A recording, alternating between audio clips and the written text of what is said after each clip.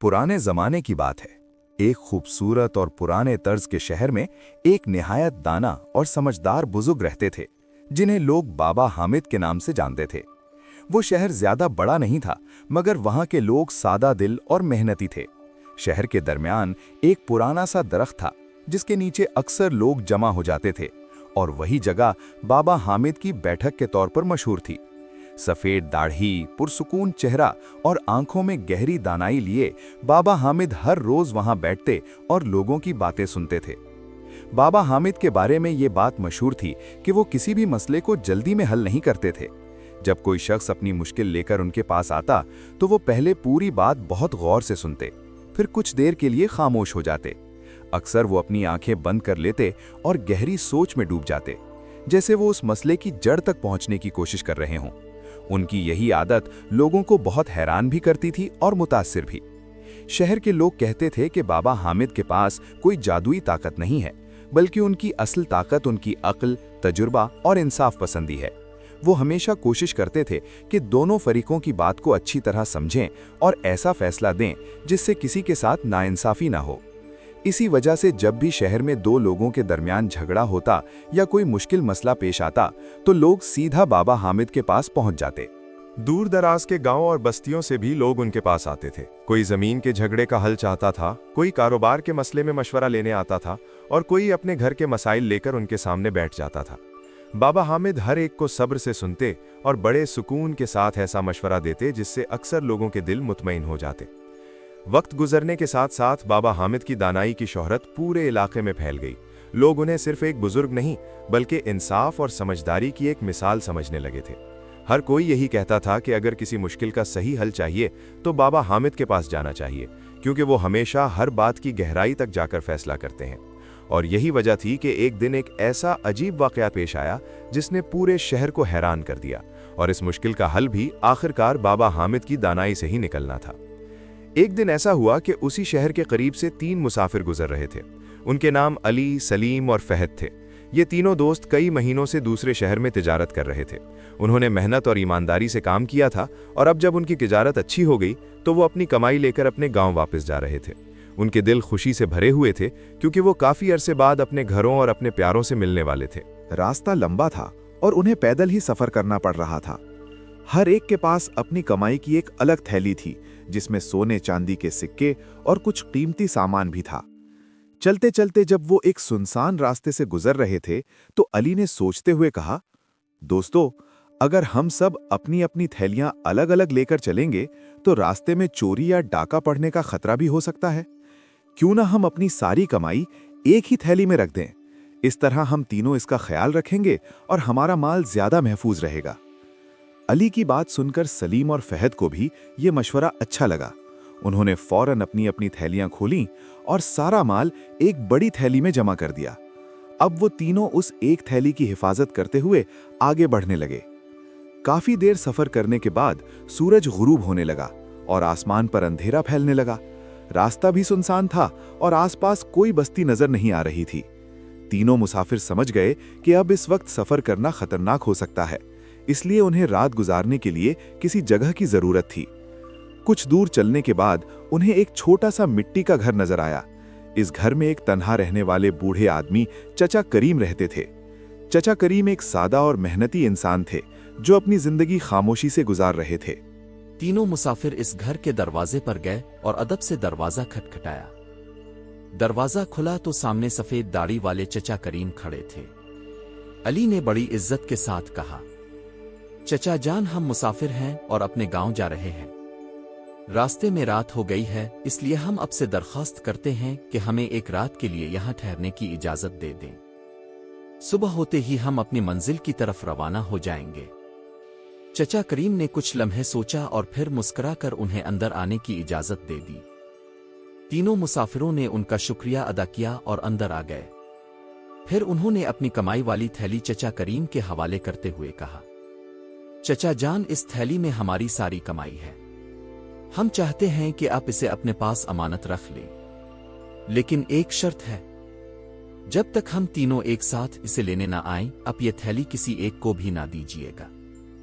चचा करीम ने सर हिलाकर कहा, फिक्र ना करो बेटो, जब तक तुम तीनों एक साथ नहीं आओगे मैं ये थैली किसी को नहीं दूंगा। अगली सुबह जब सूरज की पहली किरणें आसमान पर फैलने लगे तो अली, सलीम और फहद भी नींद से जाग गए। चचा करीम ने उनके लिए सादा सा नाश्ता तैयार किया था। तीनों मुसाफिर ने उनका शुक्रिया अदा किया और फिर अपनी अगली मंजिल की तैयारी करने लगे। सब कुछ मामूल के मुताबिक था, लेकिन फहद के दिल में एक खुफिया ख्याल जन्म ले चुका था।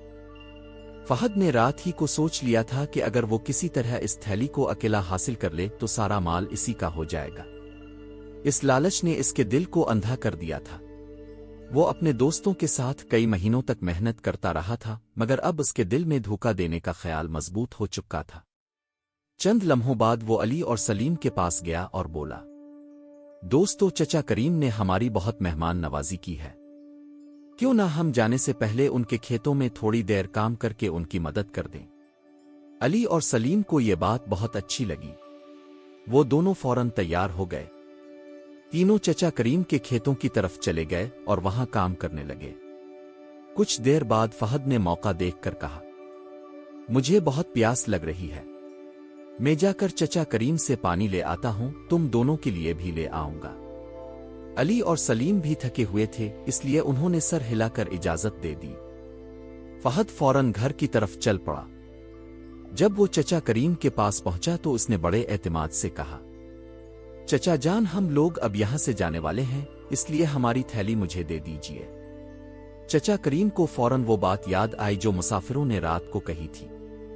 उन्होंने कहा, बेटा, तुम लोगों ने तो कहा था कि जब तक तुम तीनों एक साथ ना आओ मैं थैली किसी को नहीं दूंगा। ये सुनकर फहद ने फौरन एक चाल चली। इसने दौड़ खेतों की तरफ इशारा करते हुए ऊंची आवाज में कहा, दोस्तों, क्या मैं थैली ले आऊं? उधर अली और सलीम को लगा कि फहद शायद पानी के बारे में पूछ रहा है। उन्होंने दौर से ही हाथ के इशारे से कहा, हाँ ले आओ। चचा करीम ने जब ये इशारा देखा तो उन्हें यकीन हो गया कि तीनों दोस्त वाकई थैली वापस लेना चाहते हैं। इसलिए उन्होंने बगैर किसी शक के वो थैली फहद के हवाले कर दी। जैसे ही थैली फहद के हाथ में आई, इसकी आंखों में लालच की चमक आ गई। इसने जल्दी से थैली उठाई और बगैर पीछे देखे वहां से भाग निकला। कुछ ही लम्हों में वो नजरों से ओझल हो गया। उधर अली और सलीम खेतों में काम करते रहे। उन्हें बिल्कुल अंदाजा नहीं था कि उनका अपना दोस्त फहद उन्हें धोखा देकर उनकी सारी कमाई लेकर फरार हो चुका है। जब कुछ देर बाद अली और सलीम खेतों में काम खत्म करके वापस घर की तरफ आए तो उन्होंने देखा कि फहद कहीं नजर नहीं आ रहा। वो दोनों हैरान हो गए। अली ने चचा करीम से पूछा, चचा जान, हमारा दोस्त फहद कहाँ है? वो पानी लेने आया था। चचा करीम ने हैरानी से जवाब दिया, बेटा, वो तो तुम लोगों की थैली लेकर चला गया है। इसने कहा था कि तुम सब यहां से जा रहे हो, इसलिए तुम लोगों ने इसे थैली लेने के लिए भेजा है। ये सुनकर अली और सलीम के होश उड़ गए। दोनों एक दूसरे की तरफ देखने लगे। सलीम ने परेशान होकर कहा, चचा जान, हमने तो इसे सिर्फ पानी लेने भेजा था, हमने तो थैली मांगी ही नहीं थी। अब तीनों को सारी हकीकत समझ आ गई थी। फहद ने न सिर्फ अपने दोस्तों को बल्कि चचा करीम को भी धोखा दे दिया था। अली और सलीम का गुस्सा आसमान को छूने लगा। उनकी साल भर की मेहनत एक लम्हे में लट गई थी। गुस्से और दुख से भरे हुए अली ने कहा, चचा जान, आपने बड़ी गलती की है। हमने तो साफ कहा था कि जब तक हम तीनों एक साथ ना आएं, अब थैली किसी को ना देना। फिर आपने इसे अकेले कैसे दे दी? चचा करीम शर्मिंदगी से सर झुकाकर खड़े हो गए। उनके चेहरे पर पछतावा साफ नजर आ रहा था। वो आहिस्ता आवाज में बोले, बेटो, मुझे लगा तुम लोगों ने ही इजाजत दी है। मैंने तो तुम्हारे इशारे भी देखे थे, इसीलिए मैंने थैली दे दी। लेकिन अली और सलीम इस वक्त बहुत गुस्से में थे। उन्होंने फैसला किया कि इस मामले का इंसाफ सुल्तान के दरबार में ही होगा। वो दोनों फौरन शहर की तरफ रवाना हो गए और सीधे सुल्तान के दरबार में पहुंचे। दरबार में पहुंचकर उन्होंने सारा वाकया सुल्तान के सामने बयान किया और चचा करीम के खिलाफ शिकायत कर दी। सुल्तान ने जब ये बात सुनी तो इसने ज्यादा गौर किए बगैर जल्दी में फैसला सुना दिया। सुल्तान ने सख्त आवाज में कहा, चचा करीम ने अमानत में खियानत की है। जब शर्त ये थी कि थैली तीनों को एक साथ दी जाएगी तो उन्हें अकेले किसी को नहीं देनी चाहिए थी, इसलिए वही इस नुकसान के जिम्मेदार हैं। उन्हें मुसाफिरों का सारा माल वापस करना होगा। ये फैसला सुनकर चचा करीम के पांव तले जमीन निकल गई। वो एक गरीब और तन्हा बूढ़े आदमी थे। उनके पास इतना माल कहां से आता कि वो तीनों मुसाफिरों की साल भर की कमाई वापस कर सकते। मायूस और दिल शिकस्ता चचा करीम दरबार से निकले। उनकी आंखों में आंसू थे और दिल में बेबसी। चलते चलते अचानक उन्हें एक बात याद आई। शहर में एक दाना बुजुर्ग रहते थे जिनका नाम बाबा हामिद था, और लोग कहते थे कि वो हर मुश्किल का हल निकाल लेते हैं। यही सोचकर चचा करीम उम्मीद की एक आखिरी किरण लेकर बाबा हामिद के पास जाने के लिए रवाना हो गए। चचा करीम रोते हुए बाबा हामिद की बैठक पर पहुंचे। इस वक्त बाबा हामिद हमेशा की तरह पुराने दरख्त के नीचे बैठे थे और चंद लोग अपनी मुश्किलात बयान कर रहे थे। चचा करीम की हालत देखकर बाबा हामिद ने फौरन महसूस कर लिया कि वो किसी बड़ी परेशानी में है। उन्होंने नरमी से पूछा, चचा करीम, क्या बात है? आप इतने परेशान क्यों हैं? चचा करीम की आंखों से आंसू बहने लगे और उन्होंने पूरी कहानी शुरू से आखिर तक बाबा हामिद को सुना दी। उन्होंने बताया कि किस तरह 3 मुसाफिरों ने अपनी कमाई उनके पास अमानत रखी थी और फिर किस तरह एक शख्स फहद चालाकी से थैली लेकर भाग गया।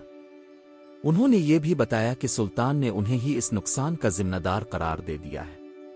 बाबा हामिद ने चचा करीम की पूरी बात बहुत गौर से सुनी। फिर वो कुछ लम्हों के लिए खामोश हो गए और गहरी सोच में डूब गए। चंद लम्हों बाद उन्होंने सुकून से कहा, फिक्र न करो चचा करीम, इस मामले में अभी इंसाफ बाकी है।